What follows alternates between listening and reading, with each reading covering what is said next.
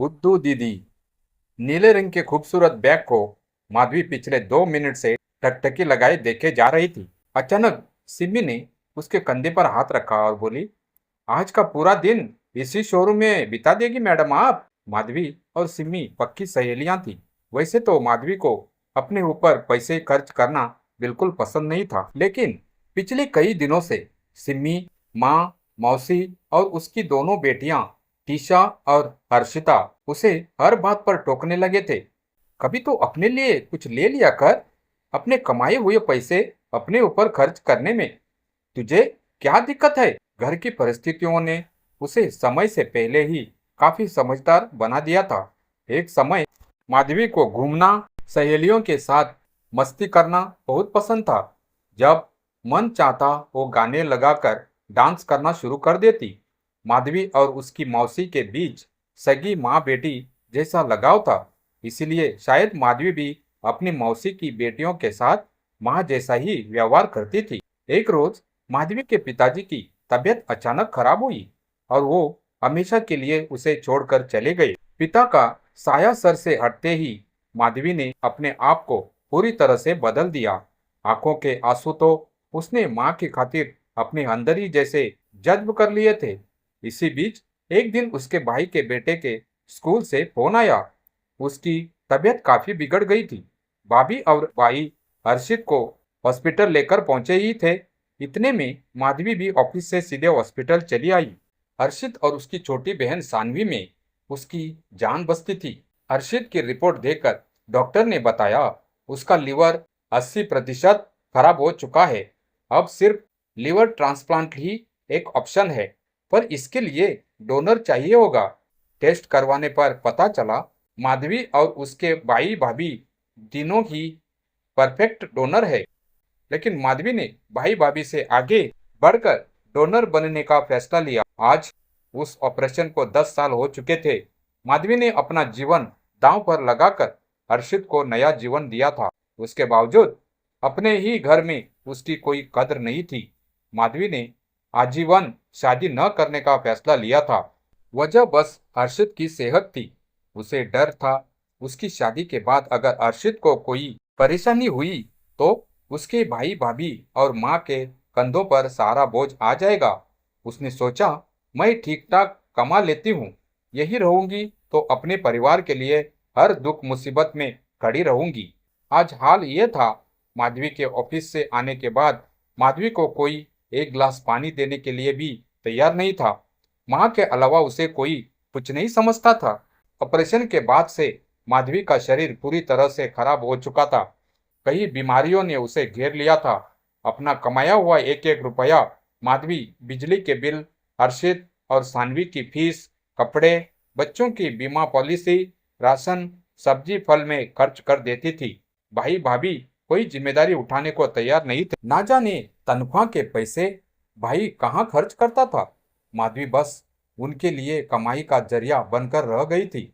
बच्चों को भी बुआ से कोई खास लगाव नहीं था। यही बातें माधवी को दिन रात परेशान किए रहती थी।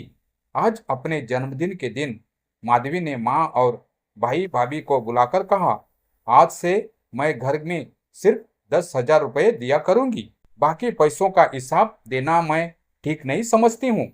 इतना कहकर माधवी अपने बचपन की दोस्त सिमी के साथ मार्केट चली गई और सालों बाद अपने लिए दिल खोलकर खर्चा किया।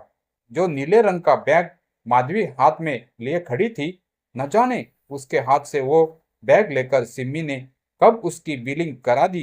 बर्फ का गोला खाने चल पड़े।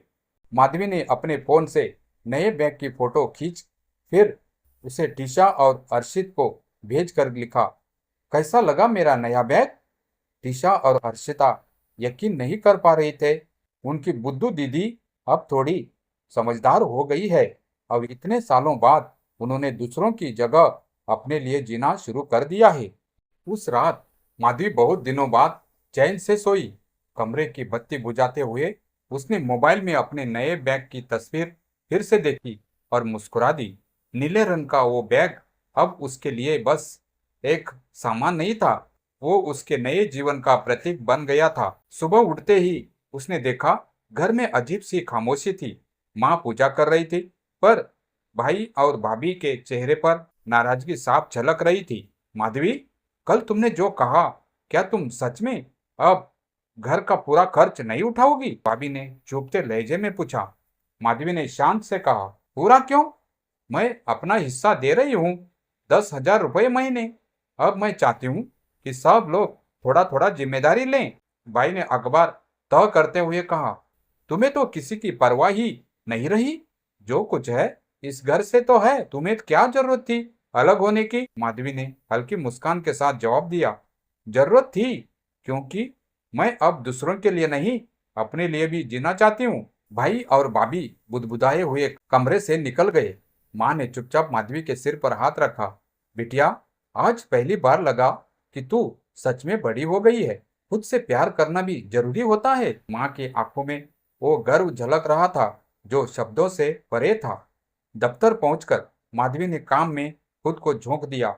दोपहर में सिमी ने हंसते हुए कहा, तो अब अगला कदम क्या है? बैग ले लिया, अब कुछ अपने लिए प्लान कर। प्लान? माधवी ने थोड़ी झिझक के साथ कहा, सोच रही हूँ एक छोटी सी ट्रिप पर जाऊं।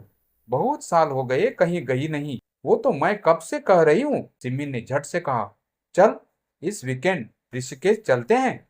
गंगा किनारे बैठकर बस मन की सारी उलझनें बहा देंगे। माधवी पहले तो मुस्कुराई, फिर कुछ सोचकर बोली, हाँ, शायद अब समय आ गया है कि मैं अपने भीतर की गंगा को भी बहने दूं। ऋषिकेश की सुबह ने माधवी की जिंदगी जैसे नया अध्याय खोल दिया। नदी किनारे बैठी वो अपने पिताजी की याद में कुछ पल खो गई। पापा, आपने कहा था दूसरों की मदद करो, लेकिन खुद को मत खो देना। शायद अब समझ पाई हूँ आपकी बात। हवा में एक हल्की सी ठंडक थी, मगर माधवी के चेहरे पर सूरज की तरह चमक थी। उसने अपने फोन में एक नया नोट लिखा, आज से मैं खुद की जिम्मेदारी भी खुद हूँ। दूसरों के लिए जीऊंगी, पर अपने लिए भी मुस्कुराऊंगी। घर लौटने के बाद कुछ दिनों तक माहौल थोड़ा ठंडा रहा, पर धीरे धीरे सब बदलने लगा। अरशद अब बड़ा हो गया था।